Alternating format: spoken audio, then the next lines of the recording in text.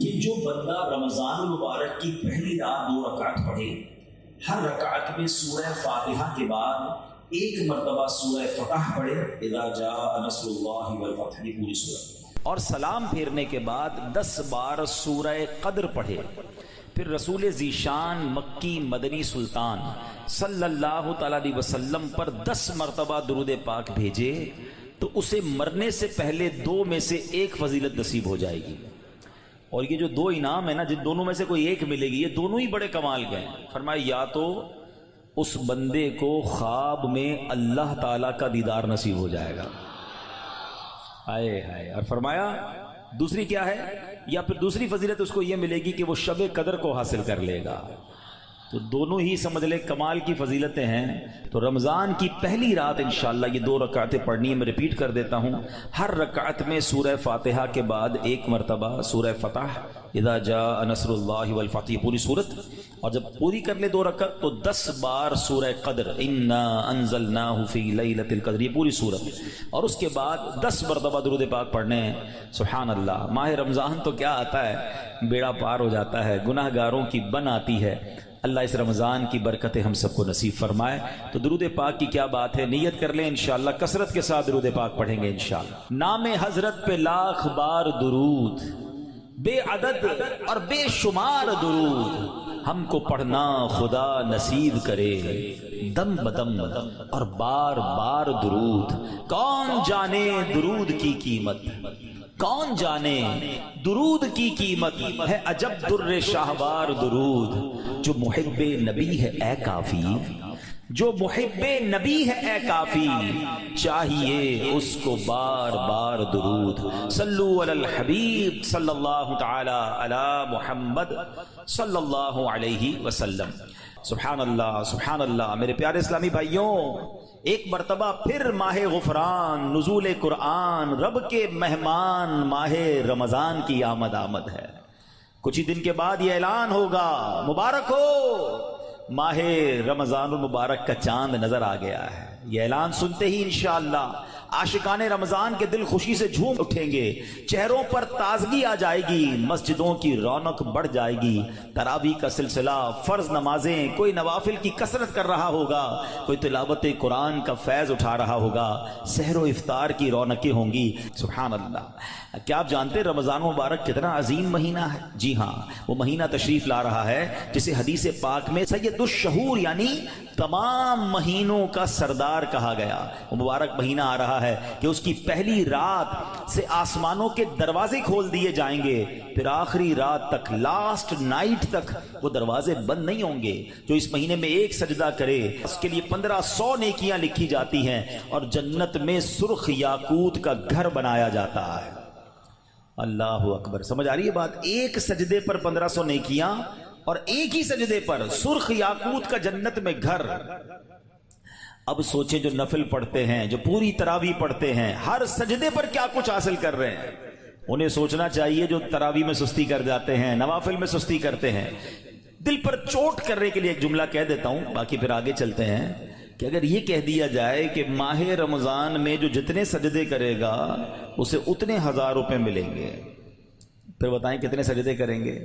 اچھا جناب، جو ماہ رمضان میں پوری تراویح پڑھے گا اسے جناب کورنگی کی ایک بڑی سوسائٹی میں ایک پلاٹ دیا جائے گا، 20 رکعت پوری پڑھے، بندہ کہ 20 کے بعد کہیں گے کچھ اور بھی پڑھ لیتا ہوں، ایک پورا پلاٹ مل جائے گا ہر سجدے پر۔ کراچی میں نہیں، پاکستان کے پوش ایریا میں نہیں، جنت میں سرخ یاقوت کا گھر دیا جا رہا ہے۔ تو کتنے سجدے کرنے چاہیے رمضان میں؟ وارے نیارے ہو گئے نا، اتنا آسان۔ سبحان اللہ۔ اور سنو، وہ مہینہ آ رہا ہے کہ جو ماہ رمضان کا پہلا روزہ رکھتا ہے اس کے پچھلے گناہ معاف کر دیے جاتے ہیں۔ صبح سے شام تک 70,000 فرشتے اس کے لیے دعائے مغفرت کرتے ہیں۔ آج دنیا میں پتہ ہے ہم کسی بڑے بزرگ شخصیت کو ڈھونڈ رہے ہوتے ہیں، کسی عالم دین سے پیار ہوتا ہے، کسی پیر صاحب سے محبت ہوتی ہے، بندہ کہتا ہے جا کے یار ان سے دعا کروا لوں، میرا کام ہو جائے گا۔ اللہ کے فرشتے، اور وہ بھی کتنے؟ 70,000 صبح سے شام تک روزہ دار کے لیے دعائیں کر رہے ہیں، سبحان اللہ، جس میں نفل کا ثواب فرض کے برابر، فرض کا ثواب 70 گنا بڑھا دیا جائے گا۔ رمضان مبارک کی جب پہلی رات آتی ہے، اللہ پاک اس امت کی طرف نظر رحمت فرماتا ہے، اور جس پر اللہ نظر رحمت فرمائے اسے کبھی عذاب نہ دے گا۔ اس سے پتہ کیا پتہ چل رہا ہے؟ 2-3 باتیں آ گئی ہیں کہ پہلی رات بڑی امپورٹنٹ ہے، آخری رات تو ہے ہی امپورٹنٹ، وہ بعد میں بتاؤں گا، مگر چونکہ ابھی پہلی رات آنے والی ہے نا، first night of Ramzan is very important. آپ نے سنا اس رات ہمیں یہ 2 رکعتیں پڑھنی ہیں، پھر فرمایا اس رات اللہ جس پر نظر رحمت فرمائے گا اس پر کبھی عذاب نہیں ہوگا، اور پھر کیا فرمایا کہ پہلی رات آسمانوں کے دروازے کھول دیے جاتے ہیں، سبحان اللہ۔ تو یہ خاص رات ہے، فرمایا اس مبارک مہینے میں بخشش کے پروانے بانٹے جائیں گے۔ کون سا وقت بڑا سینسٹیو ہے؟ جو افطار کا وقت ہے نا، یہ بڑا سینسٹیو ہے، بڑا حساس، بڑا خوبصورت وقت ہے۔ حدیث پاک میں آتا ہے جس کا مضمون ہے ہر روز افطار کے وقت 10 لاکھ گناہگاروں کی بخشش کی جائے گی، اور اس مبارک مہینے میں جتنے جمعے ہوں گے، فرمایا تب تو وارے نیارے ہو جائیں گے، جمعرات کی مغرب سے لے کر غروب آفتاب سے جمعے کے غروب آفتاب تک، یہ جو 24 آورز ہیں، یہ جو دن رات ہے، فرمایا ہر گھڑی میں 10 لاکھ گناہگار جہنم سے آزاد کر دیے جاتے ہیں۔ اور وہ بھی کون سے؟ جن پر جہنم واجب ہو چکی تھی، گناہوں کی وجہ سے جن پر جہنم واجب ہو گئی، وہ گناہگار بخشے جائیں گے۔ اللہ اکبر۔ اب سوچو یہ رمضان کیسا مہینہ ہے، اس کی کتنی خوشی ہونی چاہیے، کتنی پریپریشن ہونی چاہیے۔ افطار کا وقت تو اتنا نازک وقت ہے کہ 10 لاکھ بخشے جا رہے ہیں۔ ہم افطار میں کس کام میں لگے رہتے ہیں؟ بھائی سموسے آگے کے نہیں آئے، پکوڑے آگے کے نہیں آئے، شربت کہاں ہے، دہی بلے کہاں ہیں، فلاں چیز کہاں ہے، گھر میں ایک افراتفری مچی ہوئی ہوتی ہے۔ پلیز ٹرائی ٹو انڈرسٹینڈ، یہ افطار کا وقت مانگنے کا وقت ہے، گر گڑانے کا وقت ہے، آنسو بہانے کا وقت ہے کہ مولا آج 10 لاکھ بخشے جا رہے ہیں، ان بخشے جانے والوں میں میرا بھی نام لکھ دے۔ کاش سارے اپنے گھر والوں کو بھی کہہ دیا کرو کہ چھوڑ دیں کچن کے کام، ہم بیٹھ جائیں، جو ہو گیا تیار ٹھیک ہے، یہ آخری 10-15 منٹ۔ اور سبحان اللہ، کراچی والوں کو تو اور فائدہ یہ ہے کہ عین اسی وقت عالمی مدنی مرکز میں ایک عجب سما ہوتا ہے، ایک آنسوؤں کی برسات ہے، ایک دعاؤں کا سلسلہ ہے۔ ہمارا تو ٹائم بھی میچ ہوتا ہے نا، پنجاب والے یا دنیا کے دوسرے ملکوں والوں کا وہ افطار کا وقت نہیں ہوتا، ہمارا تو ایگزیکٹ افطار کا وقت وہی ہوتا ہے۔ تو کیا ہی اچھا ہو کہ باپ بھی بیٹھا ہو، ماں بھی بیٹھی ہو، بچے بھی بیٹھے ہوں اور ہاتھ اٹھے ہوئے ہوں، اللہ کی بارگاہ میں التجائیں ہوں، اے اللہ ہمارا گھرانہ تیرے دربار میں حاضر ہے، اے اللہ افطار کا وقت ہے، 10 لاکھ بخشے جائیں گے، اس بخشے جانے والوں میں ہماری فیملی کا، ہمارے گھر بار کا نام لکھ دے۔ اے میرے اسلامی بھائیوں، کچھ ایسا انتظام گھر میں کریں کہ 10-15-20 منٹ پہلے آپ سارے کاموں سے فارغ ہو جائیں، اب دعاؤں میں گزاریں، افطار سے پہلے بھی دعا کریں، مگر جو خاص مقبولیت کی گھڑیاں ہیں وہ عین افطار کے بعد ہیں۔ افطار میں لگ جاتے ہیں ہم، کوئی کھجور کھا لی، پانی پی لیا، دوبارہ ہاتھ اٹھائیں، دوبارہ مانگیں، یہ وقت ہے مانگنے کا، یہ قبولیت کی گھڑیاں ہیں۔ اللہ کرے کہ ہم ان لمحات کو پراپر انداز میں، صحیح انداز میں گزارنے میں کامیاب ہو جائیں۔ اپنے دل میں خوشی داخل کیجئے، پریپریشن کیجئے، تیاری کیجئے۔ آپ کے گھر پہ جیسا مہمان آتا ہے آپ ویسی تیاری کرتے ہیں نا، کوئی دور کا مہمان، نارمل مہمان، آپ نارمل سی تیاری کرتے ہیں، اسپیشل مہمان آپ اسپیشل تیاری کرتے ہیں۔ کچھ مہمان ایسے ہوتے ہیں جن کے آنے کے لیے انتظار ہوتا ہے، یقین نہیں آتا وہ ہمارے گھر آ رہے ہیں۔ بندہ گھر بھی سجاتا ہے، صفائی بھی کرتا ہے، خوشبو بھی لگاتا ہے، اچھے اچھے کھانے بناتا ہے، مہمان کی تیاری ہے نا۔ تو رمضان یہ رب کی طرف سے ہمارے لیے مہمان آ رہا ہے، ہماری بخشش کروانے آ رہا ہے۔ ہمیں اپنے آپ کو سجانا ہے، اپنے کردار کو سجانا ہے، اپنی صحت کا بھی اس لیے خیال رکھو کہ میں اب ایسے الٹے سیدھے کھانے نہ کھاؤں رمضان سے پہلے۔ پتہ ہے جس کی شادی ہونے والی ہوتی ہے تو دولہے کو لوگ کہتے ہیں بھائی ذرا خیال رکھنا، شادی والے دن ہی بیمار مت ہو جانا، 1 ہفتہ پہلے سے احتیاط کرواتے ہیں، زیادہ سفر نہیں کرواتے، زیادہ تھکن والا کام نہیں کرواتے۔ تو کیا ہی اچھا ہو کہ ماہ رمضان سے پہلے ہم اپنی صحت کا خیال رکھیں، تھوڑا سا ریسٹ کریں، مجھے روزے رکھنے ہیں، مجھے انشاءاللہ تراویاں پڑھنی ہیں، اپنے کام کاج کو موڈیفائی کریں۔ آپ بہت بیزی رہتے ہیں کاروبار میں، نوکری میں، تو کوشش کریں کہ کوئی ایسی ترتیب بنائے کہ میرا کچھ کام کم ہو جائے تاکہ میں روزے رکھ سکوں، میں عبادت کر سکوں۔ ساری زندگی پڑی ہے کام کرنے کے لیے، لیکن عجیب بات پتہ ہے کیا ہے، اس وقت 2 قسم کی تیاریاں ہو رہی ہیں۔ ہوں گے کچھ نیک لوگ جو انشاءاللہ عبادت کی تیاریاں، تلاوت کی تیاریاں، خوب روزے، تراویح اور اس کے بارے میں سوچ رہے ہوں گے، مگر کچھ لوگ وہ ہیں جو اس وقت اسٹاک جمع کر رہے ہوں گے، کاروبار کیسے چمکانا ہے, کون سی آئٹم کا ریٹ بڑھ جائے گا. وہ کاروباری لوگ پیسے کمانے کی تیاری کر رہے ہوں گے, کچھ گھر والے وہ ہوں گے جو یہ سوچ رہے ہوں گے بھئی رمضان میں پکانا کیا ہے, کھانا کیا ہے, کون سی آئٹم لینی ہے. رمضان کھانے پینے کے لیے نہیں آتا. اچھا ویسے بڑی عجیب بات ہے, ذرا سوچیں آپ کہ ماہ رمضان میں ہم روزے رکھتے ہیں, لاجیکلی تو سمجھ یہ آتا ہے کہ ہمارا وزن تھوڑا کم ہو جانا چاہیے, ہم تھوڑے سمارٹ ہو جائیں, مگر کئی لوگ وہ ہیں جن کا رمضان میں وزن بڑھ جاتا ہے. کیوں بھائی؟ اس لیے کہ سحری میں زیادہ کھاتے ہیں, پورا دن روزہ رکھنا ہے. رات زیادہ اس لیے کھاتے ہیں کہ پورا دن روزہ رکھا تھا, پھر 2 بار اور کھاتے ہیں کہ کل پھر روزہ رکھنا ہے. تو عام دنوں میں 2 بار کھاتے ہیں, رمضان میں 4-5 بار کھاتے ہیں. اور وہ کھاتے ہیں جو نہیں کھانا چاہیے. پورا سال جو چیز نہیں کھاتے وہ رمضان میں کھاتے ہیں, پھر موٹے ہو جاتے ہیں, طبیعت خراب ہو جاتی ہے, گلے خراب ہو جاتے ہیں. نہیں, ماہ رمضان تو کم کھانے کا مہینہ ہے, فریش ہونے کا مہینہ ہے. لیکن ہمارے یہاں تو فیسٹیول, اگر میں کہوں کسی کو کہ کسی غیر مسلم کو اگر رمضان میں دورہ کرا دیا جائے پاکستان کے مختلف شہروں کا اور کہیں بتاؤ کیا آپ نے دیکھا, تو کہے گا لگتا ہے مسلمانوں کا کوئی کھانے پینے کا تہوار آ رہا ہے. کہ میں جس مٹھائی کی دکان پہ گیا وہ رش تھا, جس پکوڑے کی دکان پہ گیا وہ لائنیں لگی ہوئی تھی افطار سے پہلے, اور بورڈ لگے ہوئے تھے سحری آفر, افطار آفر.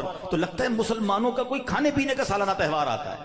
کتنی عجیب بات ہے یار, جس مہینے میں پورا دن کھانے پینے سے رکنا ہے, اس مہینے میں سارا دن رات کھانے پینے کی باتیں ہو رہی ہوتی ہیں. مجھے بتائیں نا, ہم دوست آپس میں ملتے ہیں کیا بات کرتے ہیں, یار سناؤ آج سحری کہاں کرنی ہے, اچھا بھائی افطار کہاں کرنا ہے, رات کدھر چلنا ہے کھانے کے لیے. ارے بھائی یہ بات کون کرے گا, تراویح کدھر پڑھنی ہے, آج تلاوت کدھر کرنی ہے, تہجد کہاں پڑھنی ہے, علم دین کی محفل کدھر سجی ہوئی ہے, ذکر و اذکار میں آج بیٹھ کے کدھر کرنا ہے, آج مل کے اللہ کی بارگاہ میں گر گڑا کر دعائیں کہاں کرنی. یہ گفتگو کیوں نہیں ہوتی؟ ماہ رمضان تو نیکیوں کا اجر بڑھا دیا گیا, مگر دماغ میں ایک ہی بات گھوم رہی ہوتی ہے, یا دوسری آج کل کھیل کود شروع ہو گیا رمضان میں. ایسا نہ کریں. ماہ رمضان کے کیسے کیسے فضائل ہیں, ذرا سنیے گا. معراج شریف کی روایات میں ہے, معراج کے دولہ مکی مدنی مصطفیٰ صلی اللہ تعالی علیہ وسلم نے سدرۃ المنتہا کے قریب ایک فرشتہ دیکھا. آپ فرماتے لم ارا مثلہ, یعنی ایسا نرالا فرشتہ میں نے کبھی نہیں دیکھا. نبی پاک فرما رہے ہیں. تو آپ فرماتے ہیں کہ میں نے ایسا نرالا فرشتہ تو کبھی نہیں دیکھا تھا. یہ جب تسبیح کرتا تھا تو اس کی ایسی خوبصورت آواز تھی کہ اس آواز سے عرش بھی جھوم اٹھتا تھا. میں نے جبرائیل سے پوچھا ایو خلقی ھذا, اے جبرائیل یہ کون سی مخلوق ہے؟ عرض کی حضور یہ ایک فرشتہ ہے جو حضرت آدم علیہ السلام سے 2000 سال پہلے پیدا کیا گیا تھا. میں نے پوچھا اس سے پہلے یہ کہاں تھا؟ عرض کیا اللہ پاک نے عرش کے نیچے جنت میں ایک جگہ بنائی ہے, یہ وہیں ہوتا ہے. حضور آج آپ کے دیدار کے لیے حاضر ہوا ہے. کیا شان ہے میرے آقا کی, ہر کوئی فدا ہے بن دیکھے, دیدار کا عالم کیا ہوگا. ارے فرشتہ بھی میرے آقا کے دیدار کا تمنائی ہے. جبریل امین کہتے حضور آج آپ کے دیدار کے لیے حاضر ہوا ہے. مکی مدنی سلطان صلی اللہ تعالی علیہ وسلم فرماتے ہیں اب نبی پاک علیہ الصلوۃ والسلام نے اس فرشتے سے ایک بڑا کمال کا سوال کیا. ذرا سنیے گا, آپ کا ایمان تازہ ہو جائے گا. پیارے آقا علیہ الصلوۃ والسلام نے اس فرشتے کو سلام کیا تو وہ اللہ پاک کی تسبیح میں مصروف تھا, اسے سلام سنائی نہ دیا. اب جبریل امین نے اسے کہا ہذا محمد صلی اللہ علیہ وسلم, یہ محبوب خدا جناب رسول اللہ صلی اللہ علیہ وسلم ہے. جب اس نے سنا تو خوشی سے اپنے 2 سبز پر پھیلائے. یہ اتنے بڑے پر تھے جنہوں نے آسمانوں اور زمین کو گھیر لیا. اب اس نے مجھے, نبی پاک فرماتے ہیں, مجھ سے گلے ملنے کی سعادت حاصل کی, ادب سے بوسہ بھی دیا. پھر عرض کی یا رسول اللہ صلی اللہ تعالی علیہ وسلم آپ کے لیے گڈ نیوز ہے, آپ کے لیے خوشخبری ہے کہ اللہ پاک نے ماہ رمضان کے صدقے آپ کی امت کی بخشش فرما دی. اس فرشتے نے نبی پاک کو عرض کی کہ حضور آپ کی امت کو اللہ نے ماہ رمضان کے صدقے بخش دیا ہے. سبحان اللہ. نبی ہاشمی صلی اللہ علیہ وسلم مزید فرماتے ہیں اس فرشتے کے سامنے 2 صندوق رکھے ہوئے تھے جن پر ہزاروں تالے لگائے ہوئے تھے. میں نے پوچھا ان صندوقوں میں کیا ہے؟ اس فرشتے نے عرض کی ان صندوقوں میں آپ کی امت کے روزہ داروں کے لیے جہنم سے آزادی کے پروانے ہیں. آئے ہائے, ہماری مغفرت کا انتظام پہلے ہی رب نے فرما دیا ہے. کاش ہم ماہ رمضان کے قدردار بن جائیں. اے گناہ گاروں تمہاری سمجھ لو بات بن آئی ہے, عاصیوں کی مغفرت کا لے کر آیا ہے پیام. جھوم جاؤ مجرموں رمضان ماہ غفران ہے. بھائیوں بہنوں کرو سب نیکیوں پر نیکیاں, پڑ گئے دوزخ پہ تالے، قید میں شیطان ہے۔ اللہ اکبر۔ تو اے میرے پیارے اسلامی بھائیوں، یہ اس قدر مبارک مہینہ ہے کہ اللہ کریم اس مہینے میں رحمتوں اور برکتوں کے دروازے کھول دیتا ہے، اس مہینے میں مغفرتوں کے انتظام ہو گئے ہیں۔ اللہ کرے کہ ہم ماہ رمضان کی قدر کرنے والے بن جائیں۔ رب عز و جل قرآن مجید میں اس ماہ مبارک کے بارے میں فرماتا ہے، ماہ رمضان کی آپ اہمیت کا اندازہ اس بات سے بھی لگائیں کہ پورے قرآن میں صرف ایک ہی مہینے کا ذکر ہے، اور وہ مہینہ کون سا ہے؟ وہ مہینہ ماہ رمضان ہے۔ اللہ قرآن میں فرماتا ہے، بسم اللہ الرحمن الرحیم، شہر رمضان الذی انزل فیہ القرآن ھدی للناس وبینات من الھدی والفرقان فمن شہد منکم الشہر فلیصم۔ ترجمہ کنز العرفان۔ رمضان کا مہینہ ہے جس میں قرآن نازل کیا گیا، جو لوگوں کے لیے ہدایت اور رہنمائی ہے اور فیصلے کی روشن باتوں پر مشتمل ہے۔ تو تم میں جو کوئی یہ مہینہ پائے تو ضرور اس کے روزے رکھے۔ سبحان اللہ۔ اے میرے پیارے اسلامی بھائیوں، رمضان کا مہینہ کیا خوبصورت فرمایا کہ جو اس مہینے کو پائے وہ روزے رکھے۔ پیارے اسلامی بھائیوں، رمضان المبارک کی شان کیسی ہے؟ جس کو بھی رمضان ملتا ہے نا، اس کو گویا لاٹری لگتی ہے۔ میں آپ کو واقعہ سناتا ہوں، بہت امیزنگ واقعہ ہے۔ پیارے آقا علیہ الصلوۃ والسلام کی بارگاہ میں بڑے صحابی ہیں، بلند مرتبہ صحابی ہیں، حضرت طلحہ بن عبید اللہ رضی اللہ تعالیٰ فرماتے ہیں کہ ایک مرتبہ دو شخص نبی پاک کی بارگاہ میں ایک ساتھ آئے، دونوں نے کلمہ پڑھا، صحابی ہونے کا درجہ حاصل کر لیا، بڑے نیک اور پرہیزگار تھے، اور ان میں سے ایک عبادت اور ریاضت میں بہت زیادہ محنت کرتے تھے۔ جو زیادہ عبادت گزار تھے، یہ ایک مرتبہ ایک غزوے میں شریک ہوئے اور شہید ہو گئے، جہاد میں گئے اور شہید ہو گئے، اور ایک سال بعد دوسرے جو صحابی تھے ان کا بھی انتقال ہو گیا۔ ٹھیک ہے، حضرت طلحہ فرماتے ہیں ان دونوں کے دنیا سے جانے کے بعد ایک رات میں نے خواب میں دیکھتا ہوں کہ میں جنت کے دروازے پر کھڑا ہوں، یہ دونوں صحابی رسول وہاں موجود ہیں۔ اتنے میں جنت کے اندر سے کوئی باہر آیا، وہ صحابی جن کا انتقال ایک سال بعد ہوا تھا انہیں لے کر جنت میں چلا گیا۔ تھوڑی دیر کے بعد دوبارہ وہ فرشتہ آیا اور جو صحابی ایک سال پہلے شہید ہوئے تھے ان کو بعد میں جنت میں لے کر گیا۔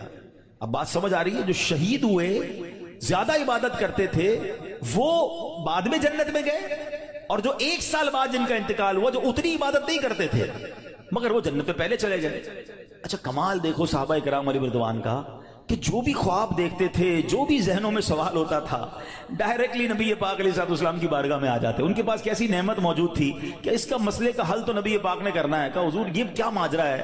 شہید وہ ہوئے، عبادت بھی زیادہ کرتے تھے، جنت میں وہ بعد میں جا رہے ہیں، جن کا انتقال بعد میں ہوا حضور وہ پہلے جا رہے ہیں جنت میں۔ اللہ اکبر۔ تو نبی پاک علیہ السلام نے کیا خوبصورت جواب دیا، فرمایا یہ دوسرے صحابی ایک سال زیادہ زندہ نہیں رہے؟ کہا جی حضور یہ تو ایک سال زیادہ زندہ رہے۔ تو فرمایا کیا ایک سال زیادہ زندہ رہنے والے نے ایک سال پہلے شہید ہونے والے سے زیادہ روزے نہیں رکھے ایک سال؟ فرمایا ہاں روزے تو رکھے۔ تو نبی پاک نے پوچھا کیا اس ایک سال بعد والے نے سجدے زیادہ نہیں کیے؟ عرض کیا جی حضور سجدے بھی زیادہ کیے۔ تو نبی پاک نے فرمایا بس اسی وجہ سے ان دونوں کے درمیان زمین و آسمان کا فرق ہے۔ بات سمجھ آ رہی ہے؟ مومن اور نیک آدمی کی لمبی عمر یہ اس کے لیے بہت بڑی سمجھ لو فائدہ ہے کہ وہ جتنا جیتا ہے اتنے سجدے زیادہ کرتا ہے، اتنے رمضان اسے ملتے ہیں۔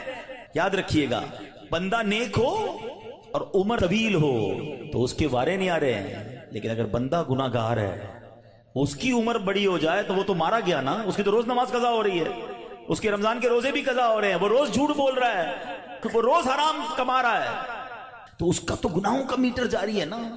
یہ لوگ بڑی عمر کی جو دعا کرتے ہیں نا، بڑی اچھی نعمت ہے یہ، لیکن اللہ سے ہمیشہ یہ دعا کریں کہ مولا نیکیوں والی طویل عمر عطا فرما، عافیت والی طویل عمر عطا فرما۔ تو پتہ چلا کہ پھر رمضان آ رہا ہے میری بخشش کروانے، پھر رمضان آ رہا ہے میرے نامہ اعمال میں۔ تو پتہ چلا کہ ماہ رمضان یہ ہمارے لیے بہت بڑا احسان ہے۔ اللہ خیر سے رمضان عطا کر دے، اس کو ضائع نہ ہونے دینا، اس کو خوب نیکیوں میں گزارنا۔ پچھلے گناہوں کی معافی کا ایک اور چانس دیا جا رہا ہے، مغفرت کا گویا ایک اور موقع آنے والا ہے۔ اللہ کرے کہ ہم اس کی قدر کرنے میں کامیاب ہو جائیں۔ یا خدا ہم عاصیوں پر یہ بڑا احسان ہے، یا خدا ہم عاصیوں پر یہ بڑا احسان ہے، زندگی میں پھر عطا ہم کو کیا رمضان ہے۔ یا الہی تو مدینے میں کبھی رمضان دکھا، یا الہی تو مدینے میں کبھی رمضان دکھا، مدتوں سے دل میں یہ عطار کے ارمان ہے۔ تو اے میرے پیارے اسلامی بھائیوں، کاش ماہ رمضان کی ہم قدر کرنے میں کامیاب ہو جائیں۔ آپ کو معلوم ہے ماہ رمضان آتا تھا نا تو میرے آقا اس کا بھرپور استقبال فرماتے تھے۔ دیکھیں، ہمیں اگر اپنی آنے والی نسلوں تک یہ بات باقی رکھنی ہے کہ رمضان کی اہمیت رہے، ہمارے بچوں کو پتہ چلے، انہیں سارا سال انتظار رہے، تو ہمیں بھی ماہ رمضان کو سیلیبریٹ کرنا چاہیے۔ نبی پاک کیا کرتے، میرے آقا جب چاند نظر آتا نا سبحان اللہ، تو پیارے آقا علیہ الصلوۃ والسلام قبلے کی طرف رک کر کے یوں دعا مانگتے۔ ذرا دعا دیکھیے گا کون سی ہے۔ آقا کی دعا کیا ہوتی؟ اللہم اہلہ علینا بالامن والامانہ والسلامۃ والعافیۃ المجللۃ ودفاع الاسقام والعون علی الصلاۃ والصیام والقیام وتلاوۃ القرآن اللہم سلمنا لرمضان وسلمہ منا حتی ینقضی وقد غفرت لنا ورحمتنا وعفوت عنا۔ اے اللہ، اس چاند کو ہم پر امن و امان، سلامتی، مکمل عافیت اور بیماریوں سے حفاظت کا ذریعہ بنا، اور نماز، روزے، عبادت اور تلاوت قرآن پر مدد کا سبب بنا۔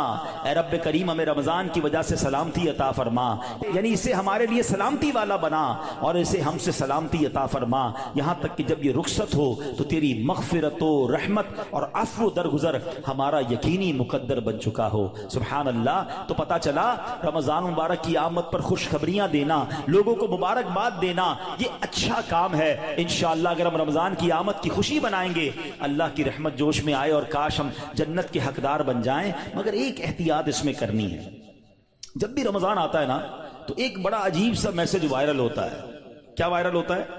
حدیث پاک میں ہے کہ جس نے سب سے پہلے آمد رمضان کی مبارک دی اس کے لیے جنت واجب ہو جاتی ہے۔ ایسی کوئی حدیث ہمارے آقا مکی مدنی مصطفیٰ صلی اللہ تعالی علیہ وسلم سے ثابت نہیں ہے، نہ ہی رمضان کے بارے میں، نہ ہی کسی مبارک مہینے کے بارے میں۔ ایسے جھوٹے میسیجز کو آگے بڑھانا نہیں چاہیے۔ جو بھی آپ کو میسج بھیجے اس کو محبت کے ساتھ سمجھائیں کہ ایسی کوئی حدیث نہیں ہے۔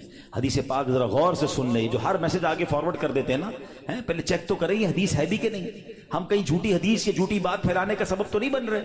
حدیث پاک سنیے گا، من کذب علی متعمدا فلیتبوأ مقعدہ من النار۔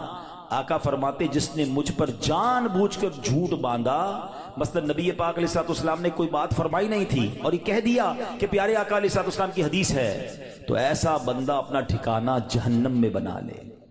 تو بالکل بھی اور لوگ اچھا یہ تو عجیب ہے نا، کہیں بیٹھے اللہ قرآن میں یہ فرماتا ہے بھائی قرآن میں آیا ہے، کدھر آیا ہے بھائی یہ اس کو بھی نہیں پتا ہے، حدیث میں یہ بات آئی ہے، بھائی کون سی حدیث کس کتاب ہے پتہ کچھ نہیں ہے، اپنی طرف سے بولی جا رہے ہیں۔ بھائی کس نے کہا ہے آپ کو قرآن میں آیا ہے، حدیث میں آیا ہے؟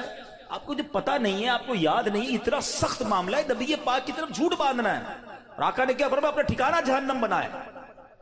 تو آپ کہہ دیں میں نے کہیں پڑھا ہے، ہو سکتا ہے میں نے کہیں سنا ہے، قرآن اور حدیث کی بات کرتے تو لرزہ آ جانا چاہیے۔ ایک زبر زیر پیش کا ہم فرق نہیں کر سکتے قرآن میں، اور جناب اللہ نے قرآن میں یہ فرمایا، تم کو نہیں پتا قرآن میں یہ ہے، بحث کریں گے اور قرآن کو بیچ میں لے آئیں گے۔ یہ ہماری خواتین بھی بہت کرتی ہیں۔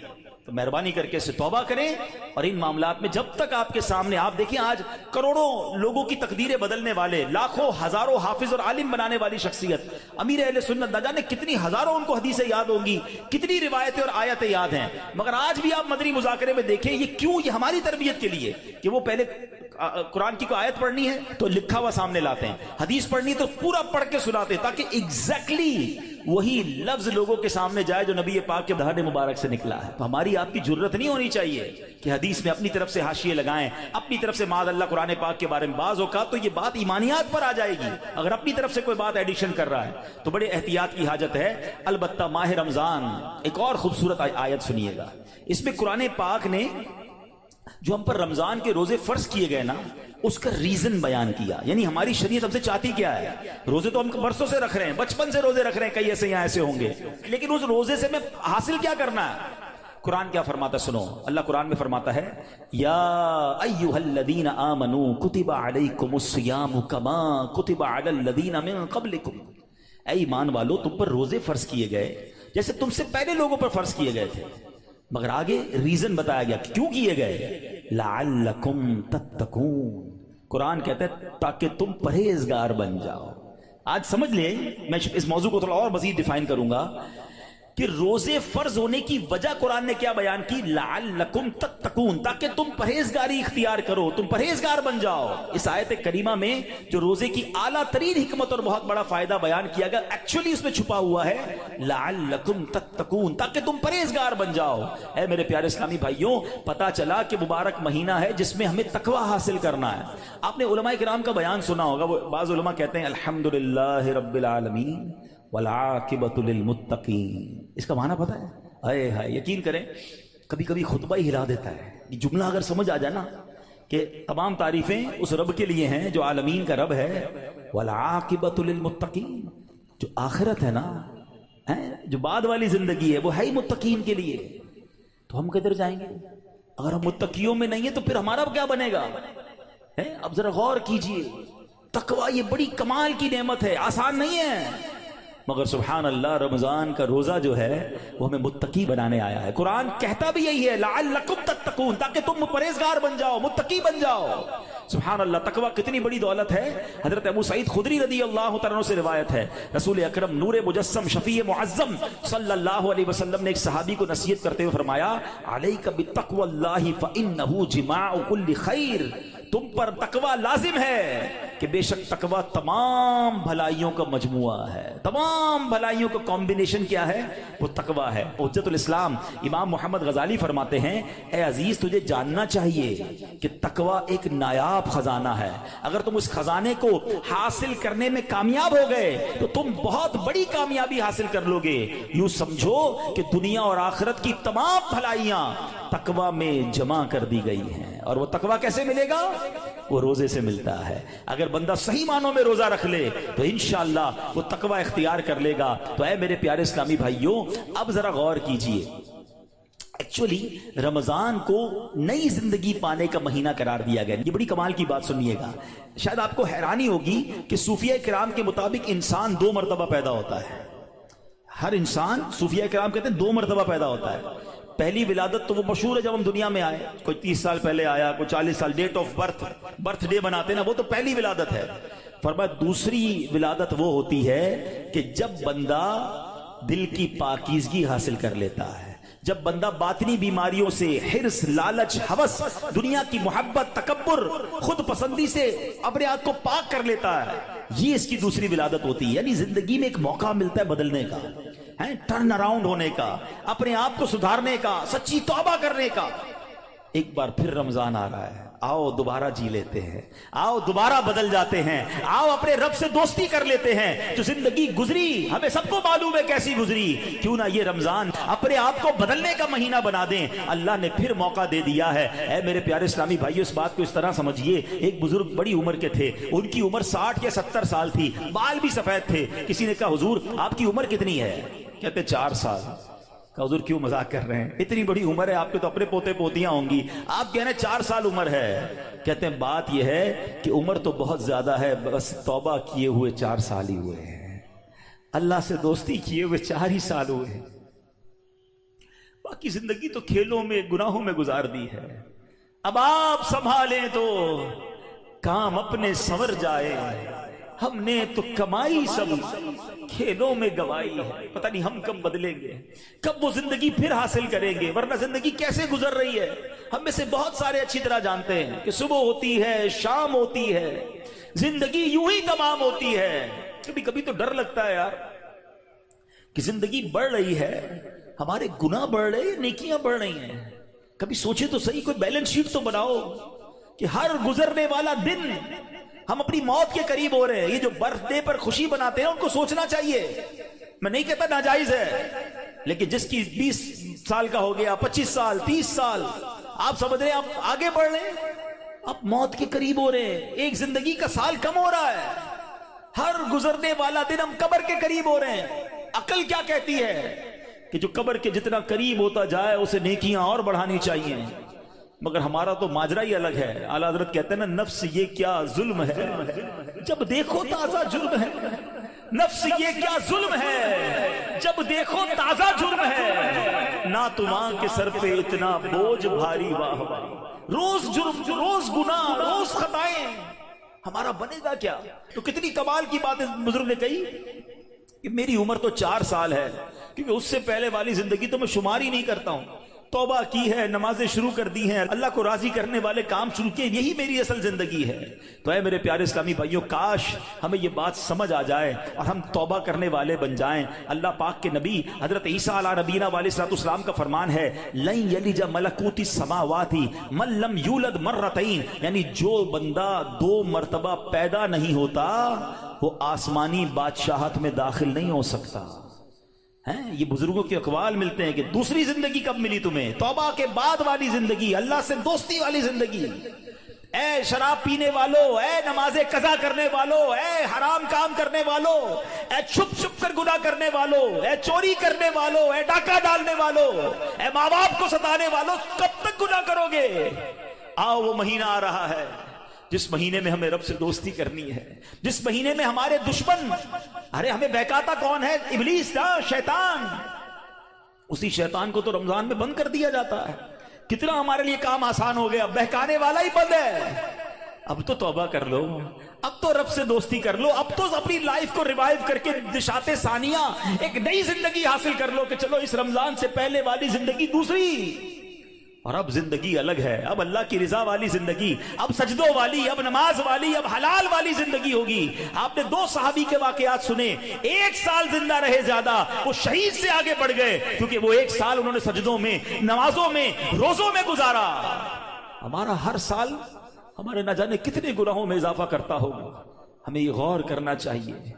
کاش اب زندگی کو بدلنے میں کامیاب ہو جائیں. حدیث پاک میں فرمایا، ان لکل شیء بابا وان باب العبادۃ الصیام، بے شک ہر چیز کا دروازہ ہوتا ہے اور روزہ عبادت کا دروازہ ہے. تو اے میرے پیارے اسلامی بھائیوں، کاش ہم روزے کی اہمیت کو سمجھیں. ہمارا ایک اور بڑا پرابلم ہے، ہم نے روزے کا نام بس بھوکا پیاسا رہنے کو سمجھ لیا ہے. لوگ جناب ہمارے ہاں تو ایسے بھی لوگ پائے جاتے ہیں، بات آپ کو عجیب لگے گی. میں بہت چھوٹا تھا، ہمارے علاقے میں جب لوگ ساری رات جاگتے ہیں تو ایک صاحب کے بارے میں کسی نے عذرائے مذاق کہا کہ یہ صاحب بھونپو تو بھونپو روزہ رکھتے ہیں.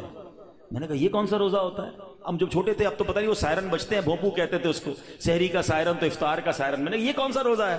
کہ ساری رات جاگتے ہیں، سحری کر کے سو جاتے ہیں اور اب افطار میں جا کے اٹھتے ہیں. تو نہ ظہر پڑی نہ عصر پڑی، مغرب کا بھی پتہ نہیں ہے. یہ کون سا روزہ ہے؟ صرف کیا بھوکا پیاسا ہی رہنا ہے؟ فلمیں ڈرامے دیکھ رہے ہیں لوگ، موبائل پہ گیمز چل رہی ہیں، میوزک چل رہا ہے. ہم کیوں رمضان کی نہیں سمجھ رہے؟ روزہ کس چیز کا نام ہے؟ دیکھو یہ کیسے بندے کو پلٹا دیتا ہے اگر صدق کے دل کے ساتھ روزہ رکھا جائے. حضرت شیخ ابوبکر شبلی کا واقعہ سنیے گا. کہتے ہیں اپنی زندگی کا ایک حیرت انگیز واقعہ بیان کیا آپ نے. ایک مرتبہ ایک قافلے کے ساتھ میں ملک شام جا رہا تھا تو کہتے ہیں کہ راستے میں اچانک ڈاکوؤں کی جماعت نے ہمارے قافلے پر اٹیک کیا اور قافلے والوں کا ساز و سامان لوٹ کر اپنے سردار کے سامنے ڈھیر کر دیا. جانچ پڑتال کرنے لگے، ایک شخص کے سامان سے بہت ساری شکر اور بادام نکلے. ڈاکو تو ڈاکو ہوتے ہیں. انہوں نے جناب کہا چلو مال بھی ملا اور پیسے کھانا بھی ملا، تو سب نے شکر اور بادام کھانا شروع کر دی. مگر میں نے دیکھا کہ ڈاکوؤں کا سردار کھا نہیں رہا کچھ. تو شیخ ابوبکر شبلی کہتے ہیں بھائی تم کیوں نہیں کھا رہے؟ لوٹ تو لیا ہے، سب کھا رہے، تم خاموش ہو. تو کہتا ہے میرا روزہ ہے. شیخ ابوبکر شبلی کہتے ہیں کہ ایک طرف تو لوگوں کا مال لوٹ رہے ہو، لوگوں سے پیسے لوٹ رہے ہو، اور تم روزہ بھی رکھے ہوئے ہو، یہ کیا بات ہوئی؟ تو کیا کہتے ہیں وہ ڈاکو کا سردار کہتا ہے کہ اللہ پاک سے صلح کے لیے کوئی راہ بھی تو باقی رکھنی چاہیے نا. مجھے پتا ہے میں غلط کر رہا ہوں مگر رب کو راضی کرنے کے لیے کوئی راستہ تو باقی رکھوں نا. اللہ اکبر. وہ کہتے ہیں مجھے تو، شیخ ابوبکر شبلی کہتے ہیں میں تو بات بھول گیا، مگر کچھ عرصے کے بعد میں نے مکہ مکرمہ میں اسی ڈاکوؤں کے سردار کو دیکھا. اس کے چہرے پر عبادت کا نور تھا، مجاہدات کی وجہ سے اس کا جسم کمزور پڑ چکا تھا، وہ احرام باندھے طواف کعبہ میں مصروف تھا. اسی حالت میں دیکھ کر مجھے ایک بار پھر حیرت ہوئی. میں نے ان سے پوچھا تم وہی نہیں جو ڈاکوؤں کے سردار تھے؟ کہتے ہاں بات یہ ہے کہ میں وہی ہوں، اور سنیے اسی روزے نے میری اللہ پاک سے صلح کروا دی ہے. یہ روزہ عبادت کا دروازہ ہے، اس کی اہمیت کو سمجھنا ہے. روزہ رکھ کر دے لوگ گناہ کر رہے ہیں، رمضان کی راتوں میں جو گناہ کر رہے ہیں، خدا نہ ایسا نہ کریں. اور آئیے گناہوں بھری زندگی سے ہمیں اپنے آپ کو بدلنا ہے. صحابی رسول حضرت جابر بن عبداللہ کا کمال کا فرمان ہے. میں نے خود زندگی میں پہلی بار جملہ پڑھا، لیکن کیا کمال کی بات آپ فرماتے ہیں. آپ فرماتے لا تجعل یوم صومک و یوم فطرک سواء. فرماتے تمہارے روزے کا دن اور بغیر روزے کا دن ان دونوں کو ایک جیسا مت رکھو. بات بڑی پتے کی ہے. تم بغیر روزے کے جیسے ہوتے ہو، روزے میں بھی ویسے ہی ہو. روزے کا دن الگ ہونا چاہیے، اس دن عبادتیں زیادہ ہونی چاہیے، اس دن گناہوں سے بدلنا ہونا چاہیے، اس دن میرے اندر اور تبدیلی آنی چاہیے۔ کاش آنکھوں کا روزہ ہو کہ میری آنکھیں حرام نہ دیکھیں، کاش زبان کا روزہ ہو کہ میری زبان جھوٹ نہ بولے، کسی کا دل نہ دکھائے، کاش میرے ہاتھ بھی روزے میں ہوں، یہ ہاتھ کسی ظلم کی طرف نہ بڑھیں، کاش میرے پیر بھی روزے والے ہوں، یہ پیر مجھے کسی حرام کے اڈے کی طرف نہ لے جائیں۔ اللہ کرے کہ صرف بھوکا پیاسا نہیں، ہم اپنے پورے جسم کا روزہ رکھیں، اپنے کردار کا روزہ رکھیں، میری ذات سے کسی کو تکلیف نہ پہنچے۔ اور سچی بات بتاؤں، روزہ تو بہت سارے لیسن دیتا ہے۔ تقوی کی بات ہو رہی ہے نا، ایکچولی تقوی کی شاندار پریکٹس بھی ہمیں روزہ کرواتا ہے۔ مجھے بتائیے، جب ہم روزہ رکھتے ہیں اور افطار کا وقت قریب آنے والا ہوتا ہے، لاکھوں کروڑوں لوگ روزہ رکھتے ہیں پوری دنیا میں، اب دیکھیں تو اربوں لوگ روزہ رکھتے ہیں، کوئی ایک اسلامی بھائی، بچہ بچی مجھے بتا دیں، اسلامی بھائی اسلامی بہن، کہ جو روزے سے پہلے چپکے سے گھر میں جائے، کوئی دیکھنے والا نہ ہو اور کچھ کھانا پینا کھا لے۔ آپ کے ساتھ کئی بار ایسا ہوا ہوگا کہ افطار سے پہلے آپ گھر گئے ہوں گے، گھر میں کوئی نہیں ہے، آپ نے فریج کھولا ہوگا، کوئی ٹھنڈا شربت پڑا ہوا ہے، فروٹ کٹا ہوا ہے، گھر میں پانی کا جگ بھی پڑا ہوا ہے، آپ کو پیاس بھی لگ رہی ہے، گھر میں کوئی بھی نہیں ہے، کوئی ایک ایسا جس نے چپکے سے پانی پی لیا ہو۔ جب کوئی نہیں دیکھ رہا، بھائی کیوں نہیں پیا آپ نے؟ تو آپ کیا جواب دیں گے؟ کون دیکھ رہا ہے؟ اللہ دیکھ رہا ہے۔ ایسا ہی ہے نا؟ اچھا یہ تو چلے کھانے پینے کی بات ہے، ہم افطار سے پہلے عصر کی نماز پڑھ رہے ہیں، حلق خشک، تھکے ہارے، وضو خانے پر گئے، وضو کر رہے ہیں، جب کلی کرتے ہیں تو ہمارے منہ میں پانی آ چکا ہے، منہ اور حلق میں کتنا فاصلہ ہے؟ 1 انچ کا بھی فاصلہ نہیں ہے، کوئی دیکھ بھی نہیں سکتا کہ میں نے کلی کر کے پانی کتنا باہر نکالا، کتنا اندر ڈال دیا۔ تو ایک آدھا گھونٹ پی لو بھائی، کسی کو نہیں پتا چلے گا۔ تو آپ کیا جواب دیں گے؟ کون دیکھ رہا ہے؟ جواب ذرا بلند آواز سے دو نا، کون دیکھ رہا ہے؟ کمال کی بات ہے۔ دیکھو روزہ کیسی شاندار پریکٹس کرا رہا ہے، میں اکیلا ہوں، کھا پی اس لیے نہیں رہا ہوں کہ اللہ دیکھ رہا ہے۔ اور آپ کو پتہ یہی کھانا پینا سحری کا وقت ختم ہونے سے پہلے بھی حلال، افطار کا وقت ہو گیا اس کے بعد پھر حلال، صرف اس ٹائم میں نہیں کھا پی رہا، حلال چیزیں تھی روزے کی وجہ سے بعد میں رک گیا۔ تو جو رب تمہیں کھاتے پیتے دیکھ رہا ہے وہ حرام کام کرتے نہیں دیکھتا۔ اب سوچیں، یہ شاندار، ہم ہر سب جتنے مسلمان ہیں پریکٹس کرتے ہیں رمضان میں، بالکل پکی پریکٹس ہوتی ہے، اللہ دیکھ رہا ہے اس لیے نہیں کھاؤں گا، اللہ دیکھ رہا ہے پھر فلم کیوں دیکھتے ہو، اللہ دیکھ رہا ہے پھر حرام کیوں دیکھتے ہو، اللہ دیکھ رہا ہے تم جھوٹ کیوں بولتے ہو۔ رمضان میں بھی گناہ کر رہے ہیں لوگ، اور رمضان کے بعد تو دھڑلے سے کر رہے ہیں۔ کیا میرا رب معاذ اللہ تمہیں صرف کھاتے پیتے دیکھ سکتا ہے؟ تمہیں حرام کام کرتے ہوئے، حرام کماتے ہوئے، جھوٹ بولتے ہوئے، کسی پر زیادتی کرتے ہوئے نہیں دیکھ رہا؟ اس وقت کیوں خیال نہیں آتا اللہ دیکھ رہا ہے؟ اس کا مطلب یہ ہوا کہ اللہ کی رحمت سے ہمیں پریکٹیکلی تقوی کی پریکٹس کرائی جاتی ہے رمضان میں، تاکہ ہم تگڑے ہو جائیں، ہم روحانی طور پہ مضبوط ہو جائیں۔ شیطان کو بند کر دیا جاتا ہے، لیکن جیسی شیطان آزاد ہوتا ہے، جو مسجد صبح و شام بھری رہتی ہے وہ خالی ہو جاتی ہے، جناب پھر غلط گناہوں کے کام شروع ہو جاتے۔ کیوں؟ ارے ہماری تو پریکٹس کروائی گئی رمضان میں کہ رمضان کے بعد بھی مضبوط رہیں۔ آئیں اس بار ایسی پکی سچی نیت کر لو کہ انشاءاللہ رمضان کا بھی انتظار نہیں کریں گے، آج سے انشاءاللہ اب نمازوں کی پابندی شروع ہو جائے گی انشاءاللہ، آج سے اب گناہوں کو چھوڑ کر رمضان کا استقبال کرنا ہے نا۔ آئیے میں بتاتا ہوں وہ رمضان کیسے گزارتے تھے۔ سبحان اللہ، اللہ کے پیارے حبیب علیہ الصلوۃ والسلام جب رمضان آتا نا، بی بی عائشہ فرماتی ہے آپ کے چہرے کا رنگ بدل جاتا۔ اچھا کیوں بدلتا تھا؟ کہ خوف خدا، کہ کہیں رمضان میں حق کے بندگی ادا کرنے میں کوئی کمی نہ رہ جائے۔ یہ کس کی بات ہو رہی ہے؟ محبوب رب العالمین جناب رسول اللہ صلی اللہ تعالی علیہ وسلم، آپ کا رنگ بدل جاتا۔ کیا کبھی ایسا ہوا کہ رمضان میں ہمارے چہرے کا رنگ بدلے، کہ ہم ڈر جائیں کہ یا اللہ رمضان تو مل گیا، کہیں اس کا ادب کر سکوں گا کہ نہیں؟ ٹینشن ہی کسی کو نہیں ہے، فکر ہی کوئی نہیں ہے۔ نبی پاک کا یہ انداز تھا۔ پھر پیارے آقا علیہ الصلوۃ والسلام، اچھا پھر جو رمضان کی بے حرمتی کرتے ہیں نا، جو رمضان کی راتوں میں گناہ کرتے ہیں، ماذ اللہ رمضان کی قدر نہیں کرتے، وہ بھی ذرا ایک واقعہ سن لیں۔ علامہ ابن جوزی رحمۃ اللہ تعالی لکھتے ہیں، اللہ پاک کے آخری نبی رسول مقبول علیہ الصلوۃ والسلام نے فرمایا میرے پاس جبریل امین حاضر ہوئے، عرض کی یا رسول اللہ صلی اللہ تعالی علیہ وسلم، قیامت میں ایک نوجوان کو لایا جائے گا، وہ غمگین ہوگا، رو رہا ہوگا، فرشتے اس کو لوہے کے گرزوں یعنی آئرن راڈ سے اسے ہانک رہے ہوں گے، وہ نوجوان 1000 سال تک الامان الامان پکارتا رہے گا، لیکن اس کو امان نہیں دی جائے گی۔ پھر اس نوجوان کو 1000 سال کے بعد رب قہار کی بارگاہ میں پیش کیا جائے گا، اللہ پاک فرشتوں کو حکم دے گا کہ اسے منہ کے بل جہنم میں ڈال دو۔ جبریل امین کا بیان سن کر رسول اکرم صلی اللہ تعالی علیہ وسلم نے فرمایا اے جبریل یہ کون ہوگا؟ عرض کیا حضور وہ آپ کا ایک امتی ہوگا۔ فرمایا اس کا گناہ کیا ہوگا؟ اس کا گناہ کیا ہوگا؟ عرض کی یا رسول اللہ صلی اللہ تعالی علیہ وسلم، یہ وہ بدنصیب ہے جس کی زندگی میں رمضان المبارک تو تشریف لایا مگر توبہ و استغفار کی بجائے ماہ رمضان کو اس نے گناہوں میں گزار دیا۔ رمضان میں گناہ نہیں کرنے، یہ بات سمجھ لو۔ آج میرے پیارے اسلامی بھائیوں، بات بڑی سمجھنے والی ہے۔ مجھے ایک بات بتائیں، کوئی کہیں بھی گناہ کرے، گناہ ہوتا ہے، غلط ہے، مگر کوئی مکہ پاک میں جا کے گناہ کرے، حدود حرم میں جا کے گناہ کرے، ایک گناہ 1,00,000 گناہ کے برابر ہو جاتا ہے، سزا زیادہ ہو جاتی ہے۔ آپ کی مسجد کے باہر روڈ پہ کھڑے ہو کے معاذ اللہ کوئی گالی نکالے، حرام، لیکن مسجد کے اندر آ کر نکالے، آپ کیا کہیں گے؟ خدا کا خوف کرو اللہ کے گھر میں۔ تو اسی طرح کچھ مقام کی اہمیت ہوتی ہے، کچھ وقتوں کی اہمیت ہوتی ہے، کچھ مہینوں کی اہمیت ہوتی ہے۔ رمضان ہمیں بخشوانے آیا ہے۔ اچھا ایسا تو ہے نہیں کہ جیسے رمضان کا چاند نظر آئے گا میری جناب جتنی بھی گناہوں کی عادتیں وہ آٹومیٹکلی بند ہو جائیں گی۔ جس کی جھوٹ بولنے کی عادت ہے، جس کی حرام دیکھنے کی عادت ہے، جس کی لڑائی کرنے کی عادت ہے، جس کی معاذ اللہ برے کام کرنے کی عادت ہے، وہ رمضان میں کیسے بچائے گا اپنے آپ کو؟ تو ابھی سے اپنے آپ کو بچانا شروع کر دیں، پریکٹس شروع کریں اور اپنا ذہن بنا لو، آپ کچھ بھی ہو جائے میں نے انشاءاللہ گناہ نہیں کرنا ہے۔ رمضان میں اپنے آپ کو گناہوں سے بچانا ہے۔ میرا موبائل اگر گناہوں کی طرف لے جاتا ہے، مجھے موبائل نہیں چاہیے، میں بھلے وہ چھوٹا والا موبائل لے لوں یا کم از کم یہ پیجز اور یہ بہت سارے جو سافٹ ویئر اپنے موبائل سے نکال دوں، کیونکہ کہیں میرا موبائل ہی مجھے گناہ نہ کروا دے۔ مجھے نہیں کھولنا ٹی وی، اگر میرے ہاتھ سے ریموٹ ہاتھ میں آتا ہے اور میں کچھ غلط چیز دیکھتا ہوں۔ مدنی چینل دیکھیں، سبحان اللہ، ہر اس دوستی سے، ہر اس کمپنی سے، ہر اس صحبت سے مجھے بچنا ہے کہ جہاں بیٹھتا ہوں تو غیبتیں ہوتی ہیں، جہاں بیٹھتا ہوں تو جناب گناہ ہوتے ہیں۔ مجھے نہیں جانا بھائی، ایک گناہ اور 1 سال کے اعمال برباد، پتہ چلا لوگ رمضان میں نیکیاں کر کے بخشش پا رہے ہوں اور میں اپنی بری عادتوں کی وجہ سے مار کھاؤں۔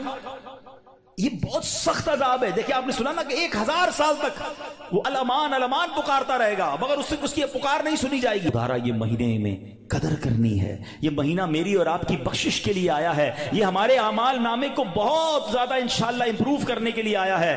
اللہ کرے کہ ہم اس مہینے کے بارے میں سوچیں۔ ایک اور انداز میرے آقا کا کیا تھا، بی بی عائشہ صدیقہ رضی اللہ تعالیٰ عنہا فرماتی ہیں جب رمضان کا مہینہ تشریف لاتا تو پیارے آقا علیہ الصلوۃ والسلام عبادت پر کمر باندھ لیا کرتے ہیں۔ نبی پاک عبادت تو ویسے بھی بڑی فرمایا کرتے تھے مگر رمضان میں اسپیشل میرے آقا علیہ الصلوۃ والسلام اور زیادہ عبادت کرتے، نوافل بڑھا دیتے، ذکر و اذکار بڑھا دیتے، دعائیں بڑھا دیتے۔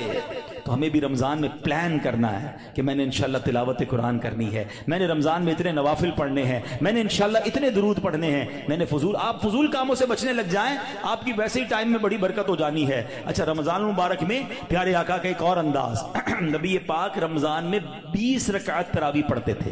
یاد رہے کچھ لوگ 20 رکعت میں ڈنڈی مار رہے ہوتے ہیں، وتر بھی ادا فرماتے، 20 رکعت پوری ادا فرماتے۔ پیارے آقا نے 20 رکعت تراویح، نبی پاک نے نماز تراویح با جماعت پابندی سے ادا نہ فرمائی، صرف 2 دن ادا کی اور پھر سبحان اللہ ہم پر کتنی بڑی مہربانی کی۔ آپ فرماتے کہ اگر اس پر پابندی کی گئی تو فرض ہو جانے کا اندیشہ ہے، میری امت کے لیے دشوار ہو جاتی، اس لیے آپ نے جماعت کی پابندی نہ فرمائی، البتہ 20 رکعتیں نبی پاک نے پڑھی اور پھر آپ کے بعد حضرت عمر رضی اللہ تعالیٰ عنہ نے باقاعدہ 20 رکعت نماز تراویح کی جماعت کا اہتمام کیا۔ تو آج پوری دنیا میں مسلمان تراویح پڑھتے ہیں مگر وہ لوگ ایک نیا ٹرینڈ چلا ہے، 3 روزہ تراویح، 5 روزہ تراویح، 7 روزہ تراویح۔ غلط نہیں ہے یہ، مگر اس میں ایک احتیاط یہ کرنی ہے کہ جو بھی لوگ یہ انتظام کرتے ہیں وہ حافظ صاحب سے بھی کہہ دیں اور حافظ صاحب سے بھی میری گزارش ہے کہ پراپر قرآن پڑھیں۔ ہم قرآن سننے کے لیے جمع ہوتے ہیں، کوئی ایوارڈ نہیں چاہیے اتنا ماشاءاللہ 4 پارے بھی پڑھ رہے ہیں اور 10 بجے فارغ بھی کر رہے ہیں، بڑے اسپیڈ میں پڑھتے ہیں۔ وہ اسپیڈ میں پڑھ رہے ہیں، قرآن پڑھنے کا ثواب مل بھی رہا ہے کہ نہیں؟ ٹھیک ہے نا، کچھ سمجھ ہی نہیں آ رہا تلاوت کیا ہو رہی ہے۔ تو یہ کوئی ریس نہیں لگی ہوئی، اللہ کا کلام ہے، اس کے آداب ہیں، اس کی جناب کوئی طریقہ کار ہے، اس کی پروناؤنسیشنز ہیں۔ بعض اوقات مخارج کی غلطی اور صحیح طریقے سے نہ پڑھنا ثواب کی بجائے گناہ ہوتا ہے، تو پڑھنے والے بھی احتیاط کریں اور ایسی جگہ ہی جا کر پڑھیں کہ جہاں صحیح معنوں میں صحیح تلفظ کے ساتھ تلاوت ہوتی ہو۔ لیکن اگر کوئی 3 روزہ 5 روزہ 7 روزہ تراویح پڑھتا ہے ٹھیک ہے، اگر صحیح تلاوت ہوئی اور آپ کی نماز ہو گئی اوکے، عاشقان رسول کے ساتھ آپ نے پڑھی ماشاءاللہ، لیکن اس کا مطلب یہ نہیں کہ آپ نے 3 روزہ ختم قرآن کر لیا، 5 روزہ ختم قرآن کر لیا، پورا مہینہ چھٹی ہو گئی۔ چاند رات تک، جب تک چاند نظر نہیں آتا اس سے پہلے آپ نے روزانہ تراویح پڑھنی ہے، سنت موقدہ ہے۔ کچھ لوگ سمجھتے تراویح نہیں پڑھی تو کوئی گناہ نہیں ہے، نہیں، تراویح سنت موقدہ ہے۔ سیدی اعلیٰ حضرت فرماتے ہیں سنت موقدہ کے ترک کی عادت بنا لینا گناہ ہے۔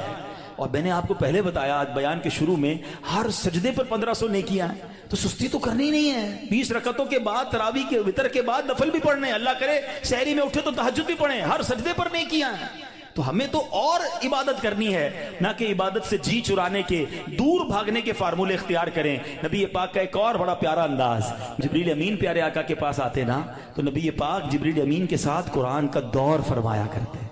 ہائے ہائے ہائے، ہم میں سے بہت سارے وہ لوگ ہیں جو تلاوت کرتے ہیں، اچھی بات ہے، مگر یہ دور والی سنت بھی عمل ہونی چاہیے۔ دو دوست بیٹھ جائیں، میں پہلے آپ کو قرآن سناتا ہوں پھر آپ سنائیں، اللہ کرے زبانی یاد ہو تو زبانی سنائیں، ورنہ پڑھ کے سنا دیں۔ گھر میں میاں بیوی کر سکتے ہیں، باپ بیٹا کر سکتے ہیں، بھائی بہن، پردے کے جو بھی معاملات فیملی کے ہیں وہ دیکھ کر اگر گھر میں بھی اپنے ساتھ بیٹھ کر دور کریں اور یاد کریں وہ کیسا منظر ہوگا جب جبریل امین اور نبی پاک قرآن کا دور فرمایا کرتے۔ اور ایک خاص کام نبی پاک کا یہ ہوتا کہ رمضان میں، ویسے تو میرے آقا سے بڑھ کر سخی کون ہے، مگر رمضان میں میرے آقا خوب سخاوت فرماتے، ہر آنے والے کو عطا فرماتے۔ راوی لکھتے ہیں ایسی سخاوت ہوتی کہ جیسے تیز آندھی چلتی ہے اس سے زیادہ نبی پاک کی سخاوت جو ہے وہ جاری رہتی۔ تو ہمیں بھی چاہیے کہ ماہ رمضان میں ہم سخاوت کریں، اپنے دسترخوان کو بھی وسیع کریں، اور لوگوں تک بھی جناب جو مسلمان پریشان ہیں ان تک جناب آپ مدد پہنچائیں، یہاں جس سے جتنا بن سکے۔ ایک بات یاد رکھیے گا، جب بھی بات سخاوت کی آتی ہے نا تو ذہنوں میں یہ بات آتی ہے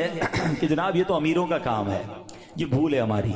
سخاوت جو ہے نا وہ ایکچولی دل کی غنا کا نام ہے۔ کوئی بے شک 1 روپیہ دے اللہ کی راہ میں اخلاص کے ساتھ دے، اپنی حیثیت کے مطابق دے رہا ہے، ہو سکتا ہے اس کے 1 روپیہ کسی کے لاکھ روپے سے بڑھ جائے، تو اللہ کی بارگاہ میں دل دیکھا جاتا ہے۔ یہ نہ دیکھو میں کتنی کوانٹٹی دے رہا ہوں، مگر آپ یہ سوچ لو کہ اپنی حیثیت کے مطابق میں نے سخاوت کرنی ہے۔ اور ویسے ہی لوگ بڑے پریشان ہیں، یہ دن ہے سخاوت کرنے کے، کسی کا دسترخوان اچھا کر دیں، کسی کی جناب افطاری سحری اچھی کر دیں، کسی کے بچوں کی عید اچھی کر دیں۔ ہمارا ایک اور بڑا پرابلم ہے کہ بعض اوقات ہم روڈ پر مانگنے والوں کو تو بہت کچھ دے رہے ہوتے ہیں، لیکن گھروں میں لوگ بڑے پریشان ہیں، تو ہمیں سفید پوش لوگوں کو تلاش کر کے، اچھا اب یہ بھی جب کہتا ہوں تو لوگ کہتے ہیں یار سفید پوش کہاں سے ملیں گے؟ بھائی آج کے دور میں جس کی آمدنی 40-50 ہزار سے کم ہے وہ پریشان ہی ہے، وہ ہینڈ ٹو ماؤتھ ہے، اس کا پورا نہیں ہو رہا۔ اللہ نے اگر کسی کو نوازا ہے تو بن مانگے۔ ایک بڑا عجیب انداز بھی آج ہو گیا ہے، بھائی کوئی ضرورت ہو تو مانگ لینا، کہاں سے مانگے گا؟ جس نے ساری زندگی جمعے کی نماز پڑھ کے خود ہی کچھ نہ کچھ چندہ دیا تھا، اب اس کے پیسے کم ہو گئے ہیں، وہ کیسے مانگے گا؟ کبھی مانگا ہی نہیں اس نے۔ آپ کیوں کسی کو مانگنے پر مجبور کر رہے ہیں کہ مجھ سے مانگ لینا میں دے دوں گا؟ نہیں،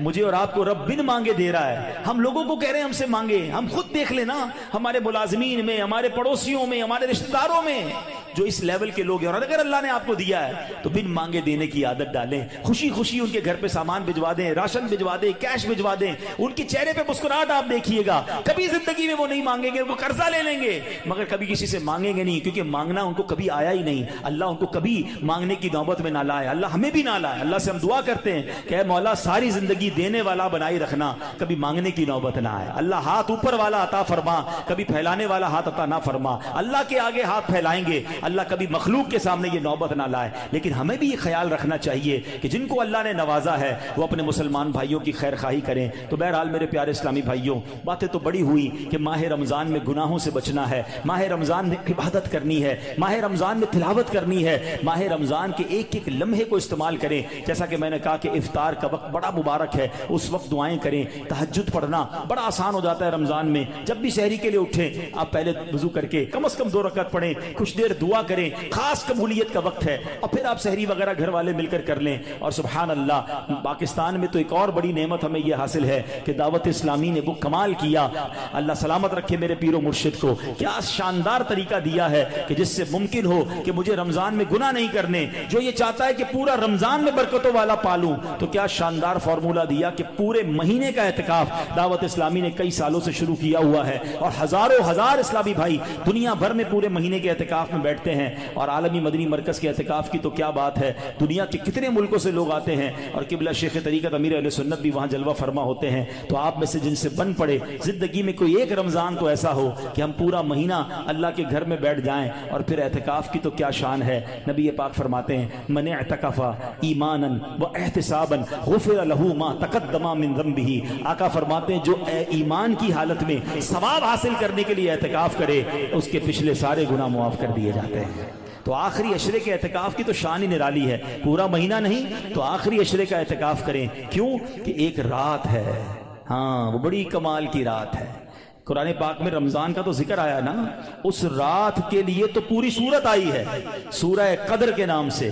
ہمارے آقا کتنے مہربان ہیں، یہ نہ فرمایا کہ پورے سال میں کبھی بھی لیلۃ القدر آ جائے، پورا سال ڈھونڈنا پڑتی۔ یہ بھی نہ فرمایا کہ پورے رمضان میں کوئی بھی رات لیلۃ القدر ہے تلاش کرو، پورا مہینہ ڈھونڈنا پڑتا۔ فرمایا رمضان کے آخری عشرے کی 5 طاق راتوں میں سے ایک رات لیلۃ القدر ہے، اسے تلاش کر لو۔ حدیث کا مضمون ہے۔ تو پھر اسی لیے اعتکاف کیا جاتا ہے کہ 10 دن اگر ہم مسجد میں ہیں تو جو بھی رات شب قدر ہوگی وہ ہمیں حاصل ہو جائے گی۔ تو ممکن ہو سکے تو رمضان کے آخری عشرے کا اعتکاف کر کے لیلۃ القدر کی برکتیں حاصل کریں۔ رب کریم سے پھر دعا ہے، اے مولا ہمیں صحت کے ساتھ عافیت کے ساتھ ماہ رمضان نصیب فرما، پورے روزے رکھنا نصیب فرما، پوری تراویح پڑھنا نصیب فرما، اور جو بخشے جائیں اے اللہ ان بخشے ہوں کے صدقے ہم گناہ گاروں کی بھی بخشش فرما۔ الحمدللہ ماہ رمضان میں لوگ اپنی زکوٰۃ اپنے عطیات دیتے ہیں، پہلے اپنے غریب رشتہ داروں کا خیال رکھیں۔ اور اس کے بعد میری گزارش ہے، عاشقان رسول کی عظیم تحریک دعوت اسلامی، وہ تنظیم جس نے دنیا بھر میں کمال کر دکھایا ہے، لاکھوں لاکھ حافظ قرآن اور جناب ناظرہ قرآن پڑھنے والے فارغ کیے، تو اپنی زکوٰۃ میں اپنے عطیات میں رمضان میں جو عید کا فطرہ دیں، ان تمام چیزوں میں دعوت اسلامی کو ضرور آپ نے اس کو کنسیڈر کرنا ہے، اس کا ساتھ دینا ہے۔ اللہ کریم سے دعا ہے کہ رب کریم ہمیں اپنی دعوت اسلامی کا دل کھول کر ساتھ دینے کی توفیق عطا فرمائے۔ صلو علی الحبیب